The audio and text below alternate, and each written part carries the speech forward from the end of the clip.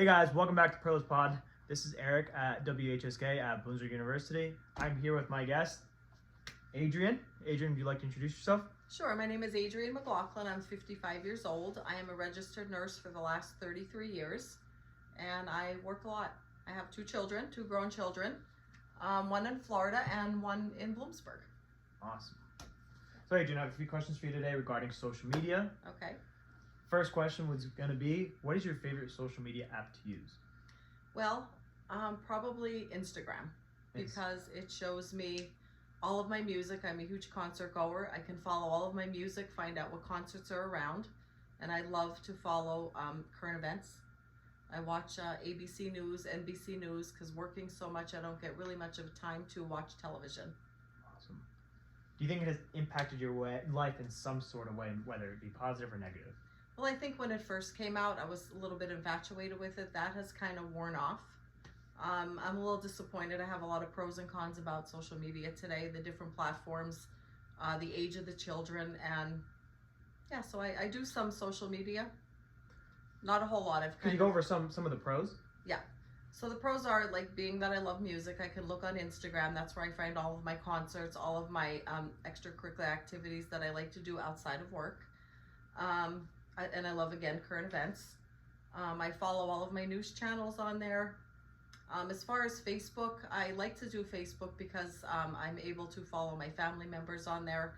I like to see, I have a lot of friends. I'm a very loyal person. I've had the same friends for the last 40 years, so I like to see their family and their families growing, their children growing up, and all their activities and what's going on. Nice. Yeah, those are some pretty good pros. Yeah. So what about some cons, though?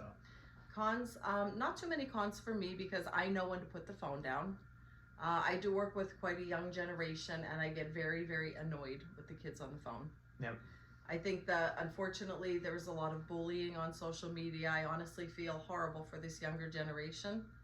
I don't think, unfortunately, kids today can function without social media, which I find unfortunate. I'm one for putting the phone down.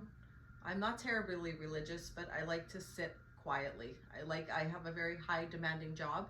So when I'm home, I like to let my mind rest, and social media is not the place to be. Yep, I agree. Yeah. So, and a question I have here too, what do you think the future looks like just for everyone regarding social media? Well, I think it's pretty grim, to be quite honest, because like I said, nobody knows how to communicate anymore. All the young generation looking at their phones. You can't even go out to dinner and sit and socialize with your family because everybody's so focused on the telephones. I agree. What do you think someone like your age would think of someone else using social media? I guess it depends on their age. I have a lot of people my age that do a lot of social media. Quite honest, I've really cut back on social media. I do like to watch TikTok sometimes for some laughs.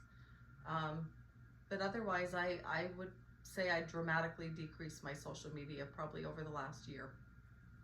And you mentioned TikTok, so let's go into that. What are your thoughts on TikTok? I know TikTok's like the new thing the last few years since COVID started. Mm-hmm. What are your thoughts on that? I mean, I think TikTok could be okay if you're going to follow some good information. Not everything that you see is credible. I agree. I see a lot of kids, they're just on it for fun. I feel like there's a lot of bullying on all social media, so I kind of feel, sad for the kids that are bullied on social media. I think it, dramatically decreases a lack of communication. I've gotten quite bored with it myself, and I think it could be quite dangerous for your generation. Yeah. Because anybody can find you anywhere on social media. That is true. So that actually goes with another question I have. How do you protect your privacy on social media, whether like Instagram, Facebook, TikTok, Snapchat, whatever you may use? How do you make sure your privacy is protected? Well, I guess I went private so I can accept in who I want, and I don't really post a whole lot. Maybe some concerts or something. Yep. And just some things to my family members, but my kids are to the age where they don't want to be on social media, so I'm okay with that. I have to respect their wishes. Okay, awesome. Any other inputs you have about social media? No, I just told Eric this term I am kind of like a Luddite. I don't adjust well to any kind of technology. I actually just learned how to send an email in the past 2 years. My son gets quite frustrated with me, but I just think I'm hoping people move away from social media, but I really don't foresee that happening. I see it only getting worse. I do agree. I think it's social media is taking like a big toll on not just this generation, but every generation that's currently with us right now. So Mhm. I don't really see a stop to it either, but I guess we'll see. Yeah, I'm a big communicator. I don't like to text a conversation on the phone. I like to talk to people on the phone. Awesome. Well, that's it for our podcast today, guys. Thanks for tuning in, and make sure to tune in next time. We'll catch you.